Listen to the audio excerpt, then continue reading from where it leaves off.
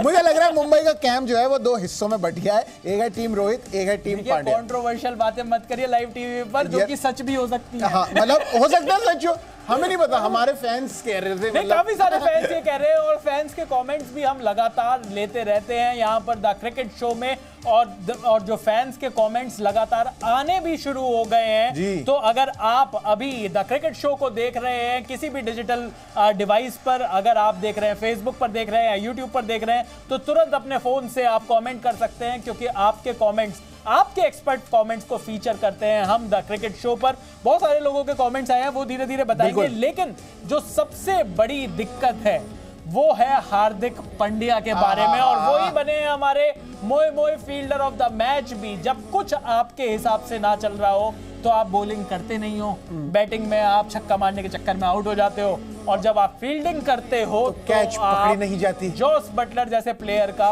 Catch छोड़ दिया। मतलब भाई जॉस बटलर, मतलब डेविड मिलर भी भाई फॉर्म से वापस आ गए गुजरात के लिए, लेकिन जॉस बटलर तस से मस नहीं हुए, और इस आदमी का भी कैच छोड़ दिया यार। तो भाई पब्लिक जो यार हमारे जो साथ जुड़ी हुई है, वो भाई वो बढ़िया कमेंट हमें दिए जा रही है, दी जा रही है। तो सबसे पहला कमेंट जो है वो क्या बोलती पब्लिक, हम ले लेते हैं। अंकित भाई कह रहे हैं कि मारी ले लो रोम रोम भाई, रियान पराग ऑन। भाई रियान पराग का गेम ऑन हो रखा है। बिल्कुल ठीक बात कही भाई। और रियान पराग के भी बड़े सारे हेटर्स थे, और अंकित भाई जानते हैं ये हमारे डिजिटल फॉर्मेट पर लगातार आते भी रहते हैं, और रियान पराग को भी लोग बहुत ट्रोल करते हैं। लेकिन मुझे ऐसा लगता है प्रशांत, हार्दिक पांड्या को भी वही करना होगा जो रियान पराग ने किया।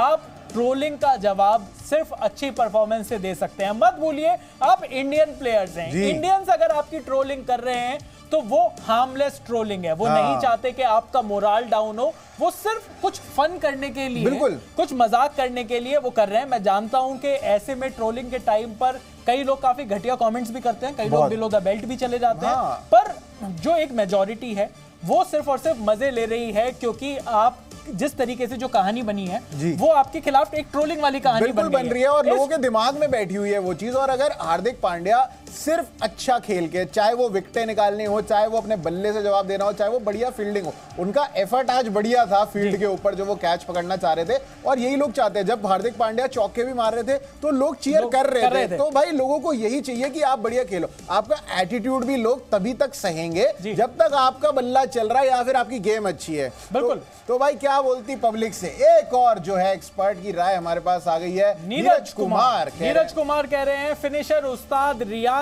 पराग। देखिए यही होता है, जब ये मतलब नीरज कुमार भी तारीफ कर रहे हैं रियान पराग की, और रियान पराग ने जिस तरीके से ना सिर्फ इस मैच में बल्कि पिछले मैच में भी जिस तरीके की बेहतरीन बैटिंग करी है, रियान पराग ने वो जवाब दिया है अपने ट्रोलर्स को। जो लोग कहते थे कि रियान पराग सिफारिशी खिलाड़ी है, उन्होंने कहा कि भाई सिफारिशी नहीं है। इनफैक्ट अगर वो इसी तरीके की परफॉर्मेंस देते रहे तो जो सिलेक्टर्स हैं वो सिफारिश करेंगे कि भाई इस प्लेयर को लो टीम इंडिया में लेकर आओ। भाई इंडियन टीम का कॉन्ट्रैक्ट मिल सकता है यार अगर इसी तरीके की परफॉर्मेंस एक और सीजन जो है वो रियान पराग की चल गई, और इन्होंने भी मुंह बंद किया है भाई। तो क्या बोलती पब्लिक का एक और क्वेश्चन। ऋषभ गुप्ता, मैं ऋषभ पंत पढ़ने वाला था। वेल डन रियान, हार्दिक के लिए बुरा लग रहा है, बहुत ज्यादा ट्रोलिंग हो रही है। ऋषभ गुप्ता भाई बिल्कुल बात सही कह रहे हैं आप। देखिए रियान पराग ने अच्छा काम किया है, हम उनकी लगातार तारीफ कर रहे हैं। हार्दिक की ट्रोलिंग ज्यादा हो रही है ऐसा हमें लगता है, लेकिन क्या हम इस चीज के ऊपर अगर हम थोड़े से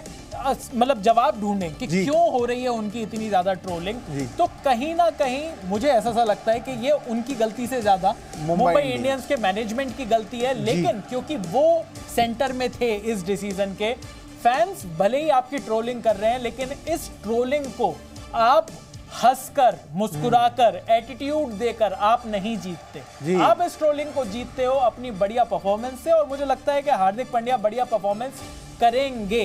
कहीं ना कहीं वो जो एक नैरेटिव बन गया है कि वो रिस्पेक्ट भी नहीं देते अपने सीनियर्स को, कहीं ना कहीं वो जो नैरेटिव बन गया है कि हार्दिक पांड्या सिर्फ अपनी चलाते हैं और बिल्कुल केयरफ्री होकर। और वो हमने कई इंस्टेंस देख लिए कि रोहित शर्मा को बोल रहे हैं जाओ वहां पे लॉन्ग ऑन पे फील्डिंग करो, जो रोहित शर्मा ने कभी नहीं करी। तो ऐसे छोटे छोटे इंस्टेंसेस हो रहे हैं। फील्डिंग कर रहे हैं कौन, मतलब बताओ यार ऐसे कैसे हो पा रहा है। लेकिन मुझे लग रहा है हार्दिक पांड्या को ये ट्रोलिंग, इस ट्रोलिंग से वो बच सकते थे अगर वो गुजरात में ही रहते तो। मुझे लगता है ये भी एक काउंटर वो है कि एज अ कैप्टन वो 2 सीजन खेले गुजरात के लिए, एक जिताया, एक बारी फाइनल में लेके आए, आशीष नेहरा के साथ उनकी इतना अच्छा बॉन्ड बन गया था, तो मुझे लगता है और लोग ना उनको देखने लगे थे एज अ T20 कैप्टन। बिल्कुल, और लोगों ने जब बात शुरू होने लगी थी कि क्या इनको T20 कैप्टन बनाया जाए, तो एज सच लोग खिलाफ नहीं थे, लोग एक्चुअली देखने लगे थे कि ये शायद अगले T20 कप्तान हो सकते हैं, शायद आशीष नेहरा अगले कोच हो सकते हैं। और जिस तरीके की विनिंग कॉम्बिनेशन इन दोनों खिलाड़ियों ने बनाया, ये टीम इंडिया के लिए भी सेम विनिंग कॉम्बिनेशन बन सकता है। लेकिन हार्दिक पांड्या एस्पिरेशनल है, हर आदमी अपने एस्पिरेशंस में कई बार बह जाता है। कैप्टन तो वहां पर भी थे, प्रॉब्लम यही है कि कैप्टन वो वहां पर भी थे, पर ये जो एस्पिरेशंस है, और मत भूलिए हार्दिक पांड्या को भले ही मुंबई इंडियंस ने बनाया हो, लेकिन वो आते गुजरात की टीम से, आते वो गुजरात से हैं, तो कहीं ना कहीं वो वाला भी जो कॉम्बिनेशन है, गुजरात के लोगों ने भी बू किया और अब मुंबई के भी लोग बू कर रहे हैं। रियल कैप्टन रोहित, ना कि हार्दिक पांड्या, सुनिष्ठा कह रही हैं ये। और देखिए, मतलब जो हम जिस सेंटिमेंट की बात कह रहे हैं, वो सेंटिमेंट बिल्कुल आपके सामने है। पब्लिक लगातार इस बारे में बात कर रही है। जो मुंबई की जो टीम है वो क्यों बू कर रही है, मुंबई की जो क्राउड है वो क्यों बू कर रही है हार्दिक पांड्या को, वो सिर्फ इसलिए क्योंकि वो अभी भी मानते हैं कि रोहित शर्मा के साथ गलत हुआ। सुनील जी का कमेंट आया, कह रहे हैं हार्दिक को निकाल दो, हार्दिक एक घमंडी प्लेयर है। यही सेंटिमेंट है मुंबई के फैंस में। अब हार्दिक घमंडी है नहीं है किसी को नहीं पता, मतलब मैं तो ये कहूंगा कि ये बात तो सिर्फ हार्दिक पांड्या के भाई को ही पता होगी। एग्जैक्टली, कृणाल वो कम है, ऐसा वो भी सोचते होंगे, मतलब बहुत फैंस ऐसा सोचते हैं। कृणाल घमंडी नहीं है, कृणाल कम ही निकालते, जिस बॉल में आउट हो गई, ये कोई बॉल थी आउट होने वाली, ये कैसे बॉल डाल सकते हो तुम? बोल लोगे ऐसे घूर रहे हैं बॉल को, क्या कर रहा है, ये छक्का था, तू 15 फीट का होकर रोक नहीं सकता था। मतलब इस तरीके की एक्सपेक्टेशंस है कृणाल पांड्या की। लेकिन ये जो सेंटिमेंट है कि हार्दिक पांड्या घमंडी हैं, अब देखिए हमें नहीं पता यहाँ पर बैठ के कि हार्दिक पांड्या घमंडी हैं या नहीं, लेकिन सच्चाई ये है कि एक ये पॉपुलर ओपिनियन बन गया है। और कहीं ना कहीं जो प्रशांत आप भी बात कर रहे थे, एटीट्यूड तब तक अच्छा लगता है जब तक परफॉर्मेंस चल रही है, जब तक बल्ला है तब तक ही ठाठ है भाई आपका। और हमने देखा विराट कोहली को, लोग कहते हैं कि विराट कोहली को बहुत एटीट्यूड में माना जाता है, ऐसा माना जाता है कि उनका एटीट्यूड टोन सेट करता है। जब उनकी परफॉर्मेंस अच्छी नहीं थी तो उनका भी वो एटीट्यूड सब लोगों ने नीचे आते हुए देखा। बिल्कुल चुपचाप रहते थे, फील्ड में एग्रेशन नहीं होता था, आराम से अपना फील्ड करते थे, आराम से अपने घर जाते थे, तो मतलब ऐसा नहीं होता था कि यार, मतलब जब एटीट्यूड में थे वो ये कहते थे कि डू आई लुक लाइक मंदिर पूजा पाठ टाइप, और उसके बाद उन्होंने सारे मंदिरों के दर्शन कर दिए। इतने मंदिरों के दर्शन तो हमारे नेता नहीं कर रहे यहाँ पर इलेक्शन जीतने विराट कोहली ने कर दिया, पर काम करिए उनके लिए। मैं कह रहा हूँ, आप देख रहे हो पावर ऑफ मंदिर, तो यार यहाँ पर पांड्या को भी मुझे लग रहा है कुछ ना कुछ तो करना पड़ेगा अपने साथ। पहले तो भाई वो बंडाना हटाओ, आपकी कृपा वहां से रुकी हुई है।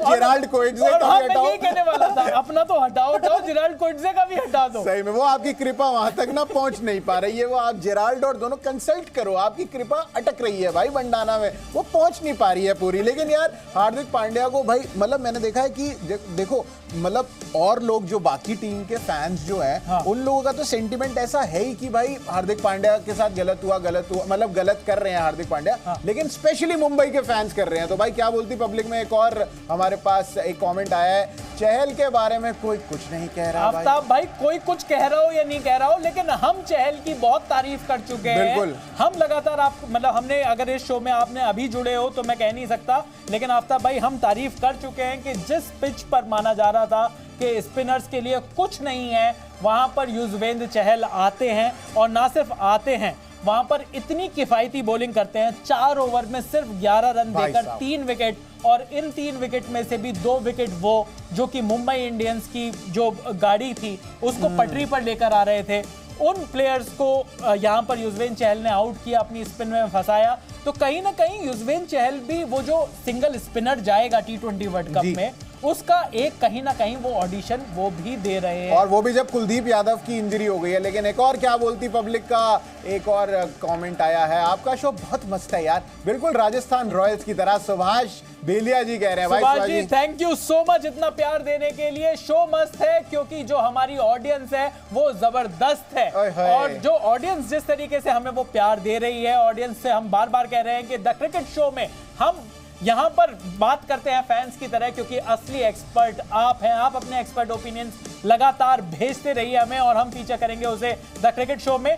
पॉइंट्स टेबल की अगर बात करें तो पॉइंट्स टेबल में इस टाइम पर राजस्थान रॉयल्स की का बोलबाला है। रॉयल बने हुए हैं भाई, वो 3 में से 3 मैच जीते हुए हैं, 6 पॉइंट्स, 1.24 पॉजिटिव इनका जो नेट रन रेट चल रहा है, बहुत ही शानदार। केकेआर भी जो है वो 2 में से 2 मैच जीती हुई है, एक और मैच ये जीत गई तो बिल्कुल बराबरी पे आ जाएगी राजस्थान के। तीसरे नंबर पे सीएसके, 3 में से 2 मैच जीती है, एक हारी है, पॉजिटिव 0.96 का इनका नेट रन रेट है। चौथे नंबर पे है गुजरात, शुभमन गिल नए कप्तान, और 3 में से 2 मैच ये भी जीत चुके हैं, एक हारे हुए हैं और 4 पॉइंट इनके पास है। 5वें नंबर पर सनराइजर्स हैदराबाद है, क्योंकि इन्होंने जो 277 रन से जो वो मैच खेला था उसके बदौलत ये अभी भी 5वें नंबर पर है।